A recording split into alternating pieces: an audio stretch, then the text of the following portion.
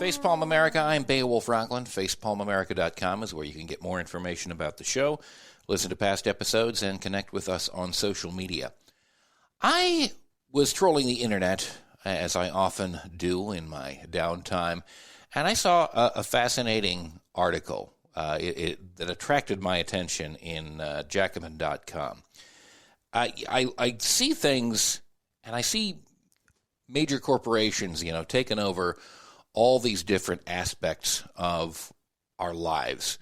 And I'm intrigued whenever I hear someone put forward the suggestion that, hey, we, the people, through our government and our elected representatives, ought to be kind of reversing that trend, taking over some things, nationalizing them, and running them better, because I think it is a canard that the government runs things into the ground. I mean, we hear that all the time, that the government does a very bad job of running things, and inevitably business does things better.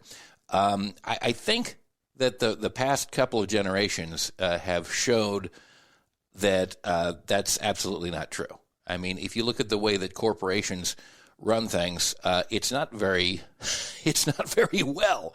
They don't typically do a better job than government. And if you look at what the basic structure is, that's because they got to make a profit. They got to siphon money out of the system. A government doesn't have to do that. They're running it for the public good. And the title of the article that I saw was Nationalize Greyhound. It was written by Ben Burgis. He's a columnist for Jacobin.com. He's also an adjunct philosophy professor at Rutgers, and his most recent book is Christopher Hitchens' What He Got Right, How He Went Wrong, and Why He Still Matters. Ben Burgis, welcome to Facepalm America. Thanks so much for being here. Yeah, thanks so much for having me. So I was a teenager. I was I was 13 or 14 years old when I first went on a Greyhound bus. I had a friend in Oregon. I lived in the Bay Area, and I went up to see him. It was an exciting experience. I was young. I was, in retrospect, I can't imagine sending my children on a journey like that. Maybe just the times or the mentalities have changed, but it worked well for me. I thought that it was comfortable. It was maybe there's just the route that I was taking, because I was going through the Siskiyou Mountains in Northern California. It was beautiful. I went over Lake Shasta, and I did that a few times as a teenager, made that same trip back and forth, and it worked well for me. It wasn't horrible. I mean, yeah, sure, there's some, sometimes there are people that sit next to you that you don't necessarily want to sit next to, but it was a pretty comfortable and enjoyable trip as I took it back in the early 90s, late 1980s. From what you describe in your article, things have changed an awful lot since that time. Tell us what the status is of Greyhound, where it is situated in the year 2024 now. Yeah, so I think it is worth saying, what you just mentioned about taking that trip as a teenager, and I mentioned in the article, having taken some similar trips around the same time in my life, right. is pretty typical. That you might see downsides about who you're going to be sitting next to or whatever, things of that nature. But of course, the reason to put up with all of that is that Greyhound services thousands of cities around the country, right? There are lots of places that even in the era of cheap air travel that you can't fly to, that you could certainly take the bus to. Yeah, and it's super cheap. A 13 or 14-year-old can actually afford it. yeah, totally. Yeah, exactly, right? So it's like if you have it's the trip itself is going to be cheap. I mean, they've recently raised prices, which we'll get into, but still, it's still a cheap form of travel. And also because you can directly go where you want to go, that itself makes it a cheaper form of travel, right? Because if you fly to the airport that's closest to where you want to go, If that's fine if you can then find a way to get yourself where you actually want to go. Right. But that's, if you can't, if you can't afford to, take a long Uber trip, say after you get to the airport, uh, I mean, recently, last year, I was a point where I was speaking at a university in Connecticut, and like what sort of ended up making sense was flying in and then taking this long car trip, Right. into Connecticut. So if you can't afford to do that, this is a really good option. Right. And it's a worryingly diminishing option. So Greyhound a while ago ended their service in Canada, Oh, wow. and in the U.S. They have they've cut service to Little Rock, Arkansas, for example. Mm, It was shut down for about a year in Jackson, Mississippi. There are a bunch of cities where they might still be, it might be that you could still go there, but the sort of downtown stations have had to close down. So in the article I mentioned mm, Houston, Philadelphia, Cincinnati, Tampa, a bunch of others like this. And recently the sort of news hook for the article is that they have sold a right. bunch of stations, not to, some rival bus company that wants to use them for the original purpose, but just to like hedge funds That's that, that want the real estate. that's really interesting because I'm trying to remember the timeline it happened on, but originally when I was taking those bus trips, there were two Greyhound stations, actual stations in the area where I live, and it's a pretty small area. The county I live in only has a couple 100,000 people. It's in southern Oregon, right over the border from California. There was one in the city of Medford, one in the town of Ashland. And at some point over the last 20 years, they took away the one in Ashland, and they only have the one in Medford. I don't know whether it was a part of that same process, but it's clearly indicative.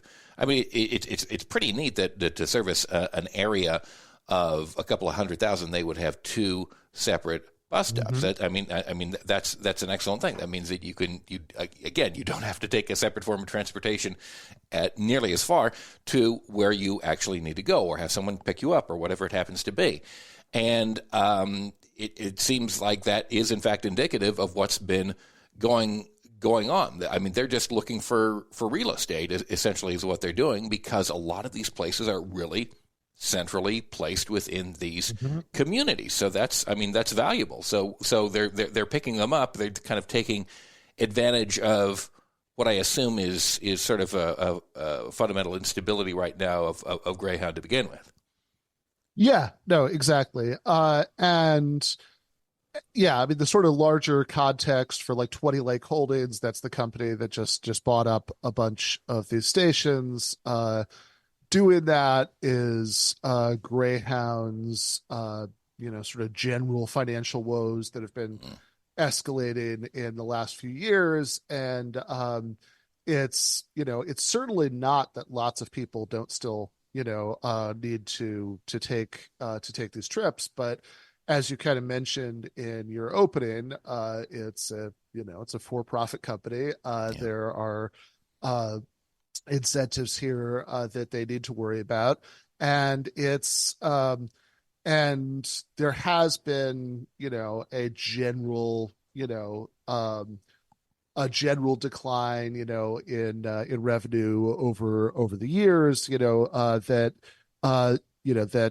certainly because of the rise of low cost air travel, etc. Mm-hmm. But crucially, a lot of people still take these trips, and there's a poll where a quarter of people who say they regularly use Greyhound say they wouldn't have a second option, right? If this didn't exist. And the particularly worrying thing here is that the sort of advantage, the central advantage of inner city bus travel that we were talking about earlier is precisely that it services, so many places. You were Right. mentioning a community with a couple 100,000 people with a couple of bus stations. I mean, that's, where I grew up in East Lansing, Michigan.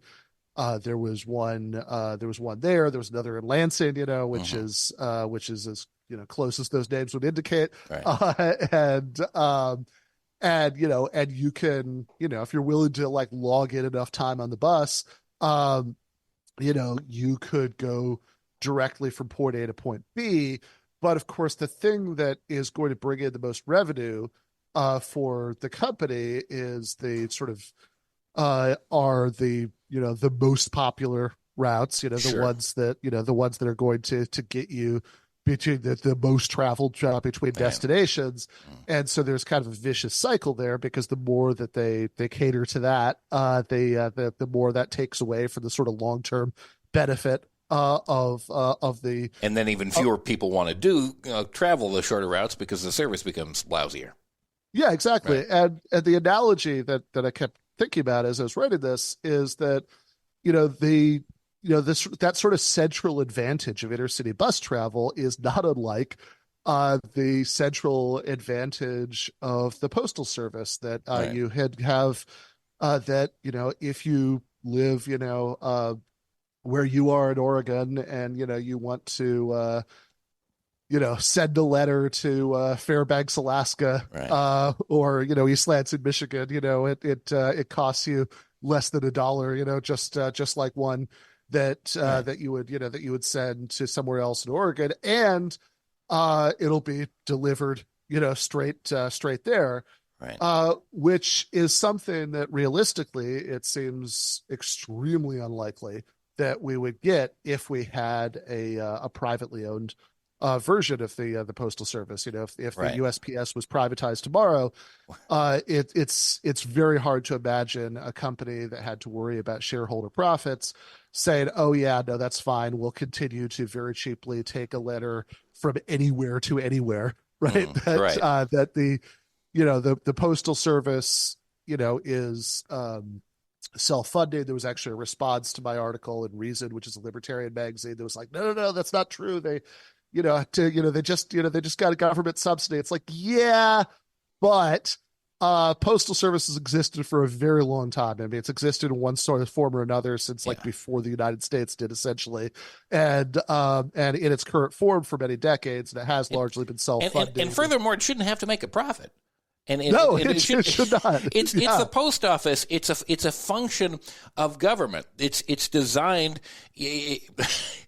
Well, number one, it does make a profit. Two, like the reason that it's not doing as well as it should is because of burdens imposed on it that no public company would have. Yeah, up until 2022, which is when they finally lifted this. Oh, good. And of course, it takes more than a year, for the long-term effects of this to erase. Yeah. The post office has been required since, I believe, 2006 to pre-fund pensions for 75 years, which no other public or private organization has to do. And Right. the Postal Workers Union, which if I- anybody standing up for pensions would be them, said was like totally ridiculous requirement and shouldn't happen. And and so if you compare it to that, the sort of like the kind of subsidy that they've gotten recently is nothing, in the grand scheme of the operations of this service. So I think that the point stands, right, that Right. this is that because they don't need to worry about shareholder profits, if the postal service kind of takes in enough to cover its ongoing costs, Right. that's enough. Not to mention the fact that there are many successful private industries who have been subsidized in one way, shape, or form by the federal That's government. also true. Yeah. Yeah, no doubt whatsoever about that. And and it seems and so if you think about this, that the proposal in the article, which is that the federal government could buy Greyhound, which given current circumstances, it seems like they could do quite cheaply. Yeah. And that